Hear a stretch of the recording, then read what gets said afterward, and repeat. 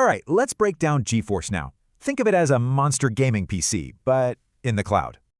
So, what if you could play the latest PC games on, say, your TV, with no console needed? That's the whole idea here. GeForce Now just streams that powerful rig right to you. Now, this is key. It's not a game store. You play the PC games you already own.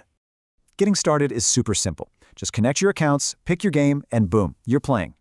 And it works with all the big ones: Steam, Epic, Ubisoft, even Xbox PC Game Pass. Okay, so just how powerful is this thing? Well, let's check out the different tiers you can get. You've got free, performance, and ultimate.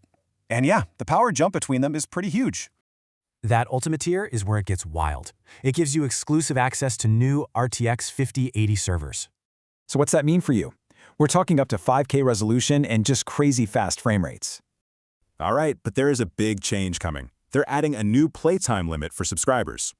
Starting January 1st, 2026, there's going to be a 100-hour cap on monthly playtime. This affects most paid members. But good news for Legacy Founders members, you're exempt. So where can you actually use this thing? Turns out, almost everywhere you can think of. I mean, look at this list. PC, Mac, your phone, smart TVs, even a Steam Deck. And that device list just keeps on growing. They've recently added a couple of really cool ones. First up, it's now on Amazon Fire TV. Yep, you can game right from your little TV stick.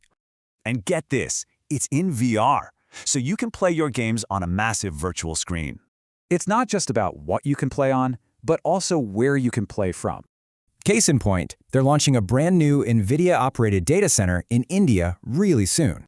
So with all this, does it make you wonder if you even need a dedicated gaming PC anymore?